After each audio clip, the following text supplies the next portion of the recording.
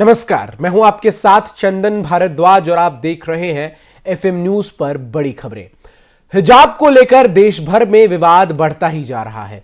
हिजाब को लेकर कर्नाटक से शुरू हुआ विवाद अब पूरे देश में पैर पसार चुका है।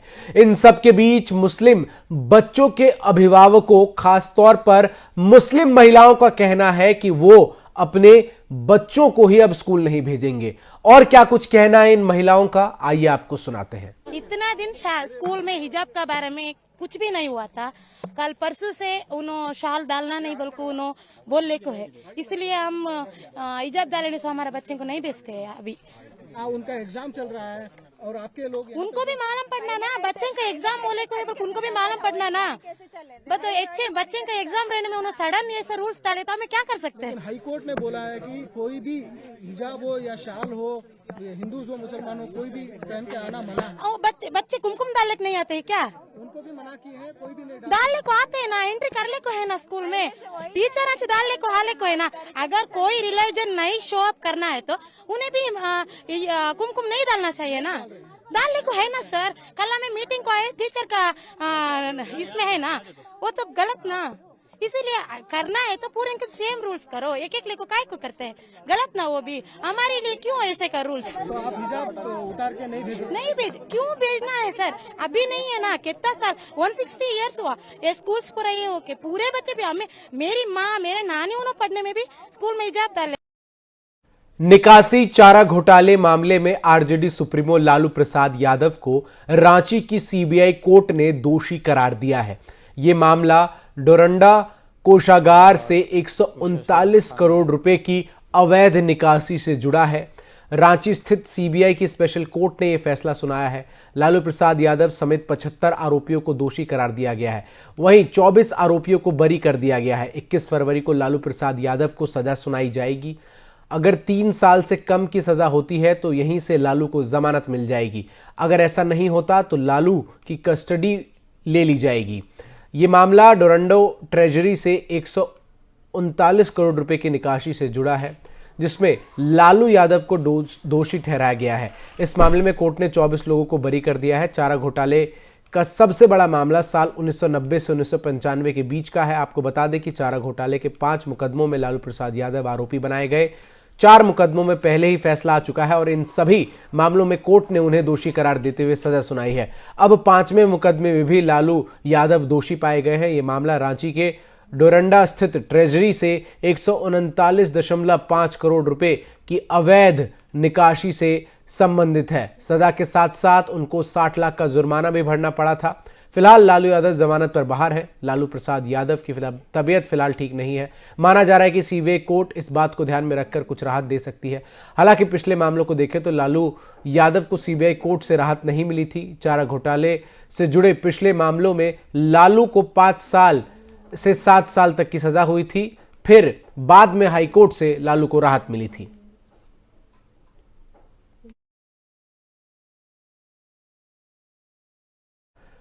चारा घोटाले के सबसे बड़े मामले डोरंडा कोषागार से अवैध निकासी मामले में फैसला आ गया है। विशेष सीबीआई कोर्ट ने लालू प्रसाद को मामले में दोषी करार दिया है। इस मामले में सीबीआई कोर्ट ने आज फैसला सुना दिया।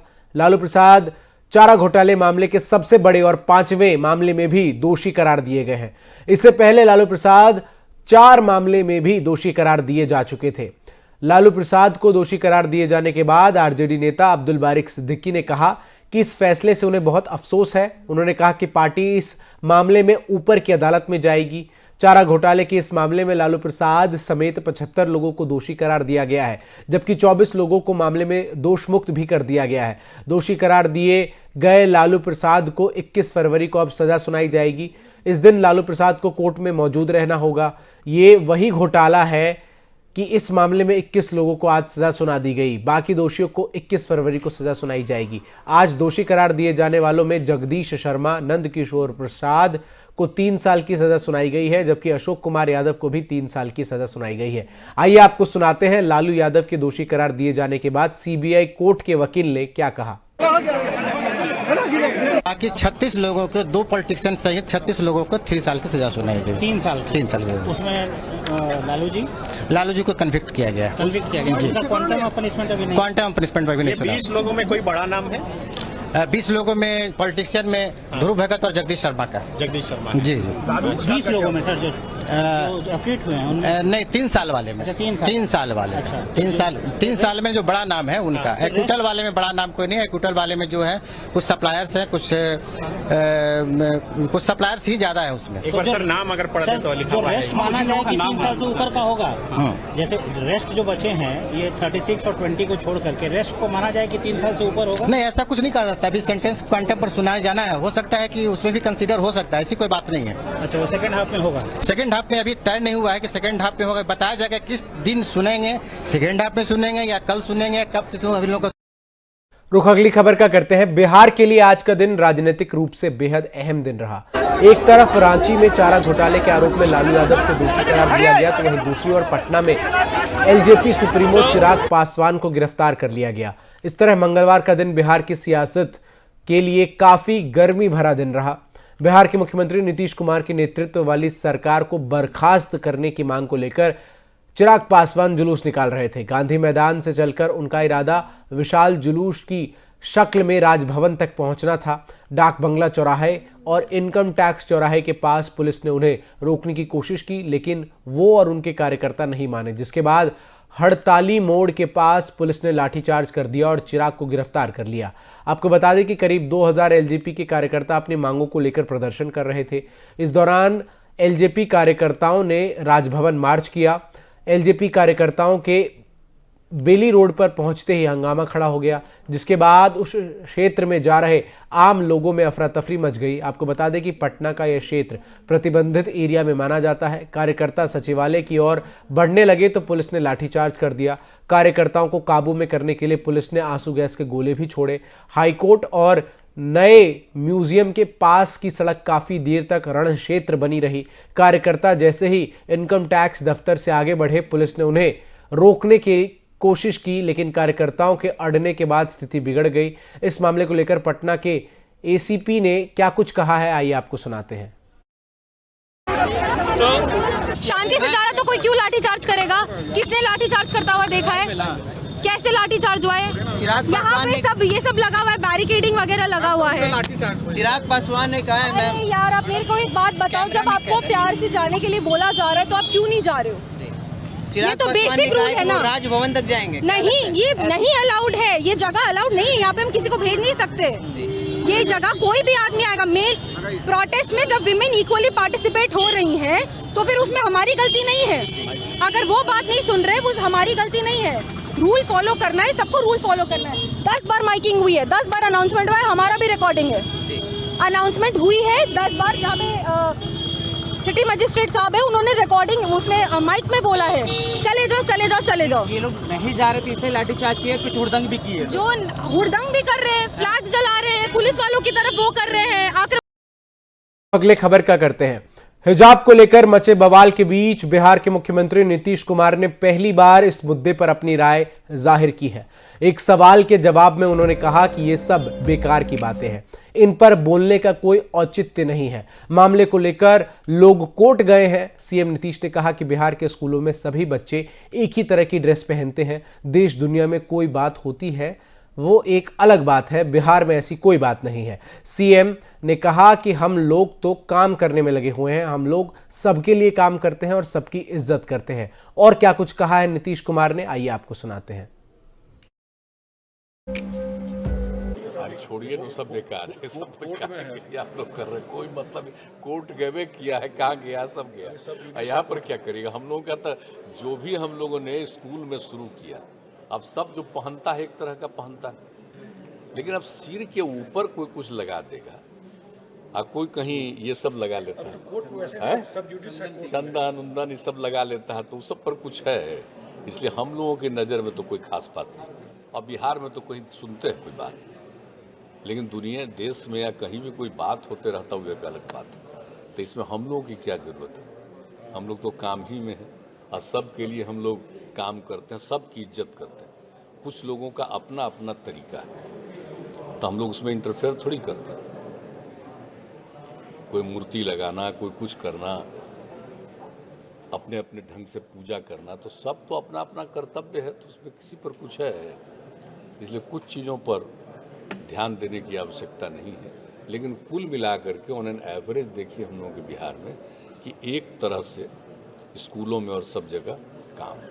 लेकिन वही चीज़ है, कोई सिर के ऊपर कुछ अगर लगा लिया तो क्या मतलब। हम ही लोग तो सबको कह रहे हैं कि मास्क पहन है, तो कोई का मनवा करके ऊपर का, तो उस सब चीज़ पर क्या बहस करने की जरूरत है। हम लोगों के हिसाब से ऐसा कुछ नहीं।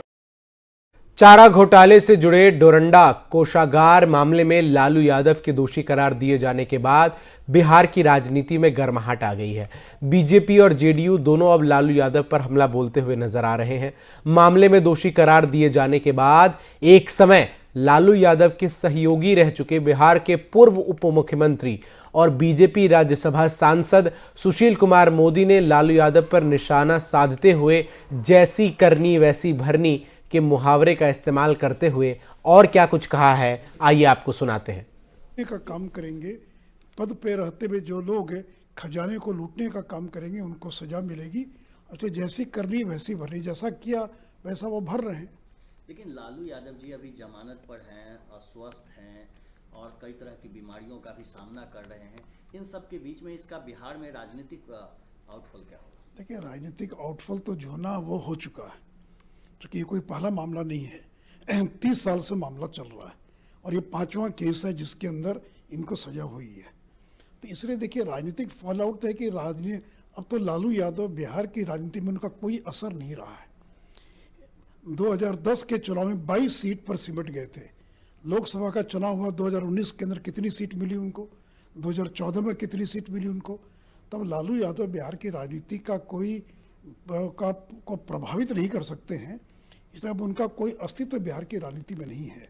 बाल्की के लटका झटका हंसी मजाक कर वो मीडिया में बने रह सकते हैं, लेकिन इसके अतिरिक्त जो है उनका प्रभाव खत्म हो चुका है। लोगों ने भी पहचान लिया है कि लालू यादव गरीबों की बात करते थे, लेकिन सबसे ज्यादा गरीबों को ही उन्होंने और लूटने का काम किया है। पंजाब में 20 फरवरी को राज्य की 117 सीटों के लिए विधानसभा चुनाव होने जा रहे हैं। सूबे में तमाम सियासी दल अब अपनी अपनी जोर आजमाइश करते हुए जनता के बीच खुद को सत्ता का दावेदार बताने में लगी हुई हैं। आम आदमी पार्टी, कांग्रेस, बीजेपी, शिरोमणि अकाली दल और अमरिंदर सिंह की पंजाब लोक कांग्रेस चुनावी मैदान में ताल ठोकते हुए नजर आ रही है। इन सब के बीच केंद्रीय मंत्री पीयूष गोयल ने पंजाब में बीजेपी का चुनाव प्रचार करते हुए कहा कि राज्य में अगर बीजेपी को मौका मिलता है तो पंजाब का औद्योगिक क्षेत्र विश्व स्तरीय बनाया जाएगा। और क्या कहा है पीयूष गोयल ने, आप भी सुनिए। यहाँ पे नशाबंदी बंद करने के लिए, यहाँ पे जो अवैध हथियार आ रहे हैं उनको बंद करने के लिए, और यहाँ पे किसान हो या उद्योग हो, छोटे दुकानदार हो या हमारे सरकारी कर्मचारी हो, हर वर्ग का सम्मान होगा, हर वर्ग को सुरक्षा मिलेगी।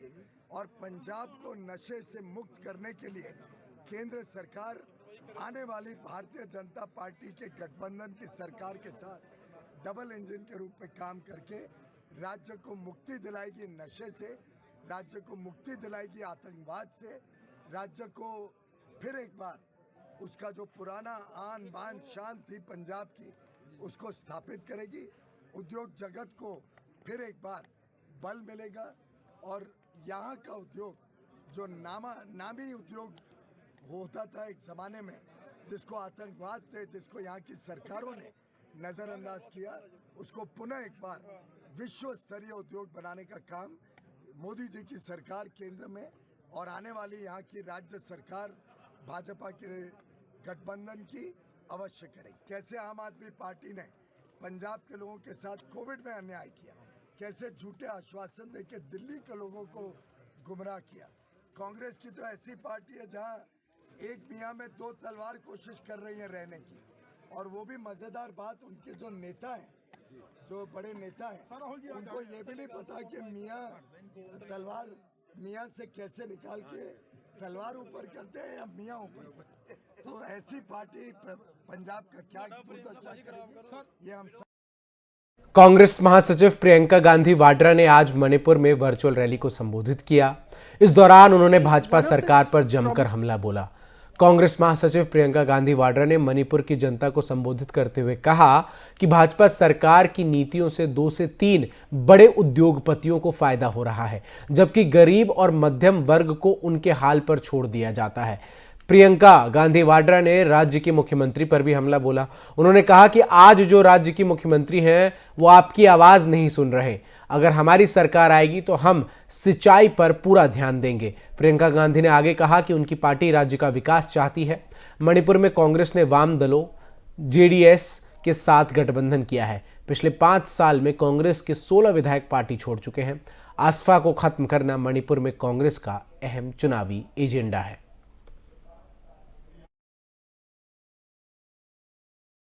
Are more directed. We in the Congress party really believe that there has to be an emphasis on tourism so that it's properly developed and it also enables jobs. See, one of the problems that you're facing in Manipur, huge problem is unemployment.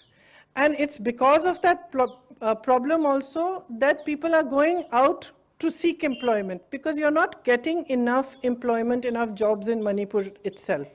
So tourism can be a great source of jobs, and here again, because our policies have always been and are more directed towards helping small and medium businesses to grow, here small, medium businesses, small hotels, small restaurants, small travel agencies, small tourist travel opportunities, etc. Those have to be strengthened. Because if you see the policies of the BJP government at the center, the policy is generally to benefit 2 or 3 big industrialists who are their friends, who are making the most money in the country, who are making thousands of crores a day, whereas the people who are the middle class and the poor are completely left on their own without any help and support. And the only way that we can actually increase jobs is by strengthening small and medium business, which means that tourism plays a big role when it comes to a state like Manipur. Because here, by strengthening small and medium businesses, even the handicrafts that come out of your traditional crafts, tourism, all these things, once they are strengthened, we will be able to create jobs and create good employment opportunities in Manipur itself. We in the Congress party really believe that there has to be an emphasis on tourism so that it's properly developed and it रुख अगली खबर का करते हैं। उत्तर प्रदेश विधानसभा चुनाव के लिए चुनाव प्रचार जारी है और राज्य में 2 चरणों का मतदान हो चुका है और बाकी 5 चरणों का मतदान अभी होना बाकी है। वहीं राज्य में नेताओं का एक दूसरे पर आरोप प्रत्यारोप का दौर भी शुरू हो गया है। राज्य में समाजवादी पार्टी के साथ चुनाव लड़ रही सुहेलदेव भारतीय समाज पार्टी के अध्यक्ष ओम प्रकाश राजभर ने सीएम योगी आदित्यनाथ पर आरोप लगाते हुए कहा है कि वो मेरी हत्या करना चाहते हैं और कल गुंडे भेजकर वाराणसी में मेरी हत्या की कोशिश की गई। वहीं राजभर ने चुनाव आयोग से सुरक्षा मुहैया कराने की मांग की है। आइए आपको सुनाते हैं क्या कुछ कहा है ओम प्रकाश राजभर ने।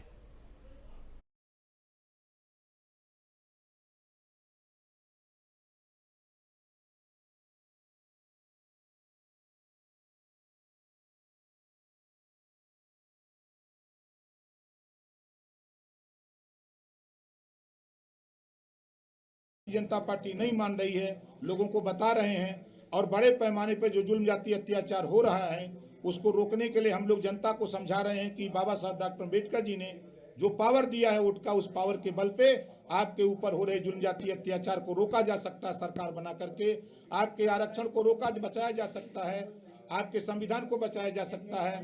तो ये माननीय योगी आदित्यनाथ जी हमारी हत्या कराना चाहते हैं, जिसका इन्होंने अपना गुंडा भेज करके बनारस में ये परिदृश्य डीएम और कमिश्नर के माध्यम से हमारी हत्या कराने की कल कोशिश हुई। जिस तरह हमको मारा गया, हमारा कॉलर पकड़ा गया, हमारे साथ अभद्रता की गई, जिस तरह का उन्होंने रोल कल हमारे साथ किया और यहाँ तक लोगों ने कहा कि मार दो को गोली, यहीं चाहे जो कुछ भी हो देखा जाएगा। इतनी बड़ी गुंडाई, इतने बड़े साहस और वो भी कमिश्नरी और डीएम के कक्ष के सामने इस तरह की बात लोग कह रहे हैं। तो ऐसी स्थिति में हमको योगी जी हमारी हत्या कराना चाहते हैं और मैं चुनाव आयोग से मांग करता हूं कि अरविंद राजभर, ओम प्रकाश राजभर को सुरक्षा मुहैया। कोरोना की तीसरी लहर की रफ्तार भारत में अब थमती जा रही है। आज लगातार तीसरे दिन कोरोना के नए मामले 50,000 से कम दर्ज किए गए। माफ कीजिएगा। देश भर में बीते 24 घंटे में 27,409 नए कोरोना के मामले सामने आए। वहीं 347 लोगों की कोरोना की वजह से मौत हुई। इससे एक दिन पहले कोरोना के 34,113 नए मामले आए थे और 346 लोगों की जान गई थी। वहीं राहत की बात यह है कि बीते 24 घंटे में 82,000 से ज़्यादा लोगों ने कोरोना को मात दी है। वहीं कोरोना के खिलाफ भारत की निर्णायक लड़ाई भी लगातार जारी है। देश भर में 14 फरवरी तक 173 करोड़ कोरोना वैक्सीन की डोज दी जा चुकी हैं।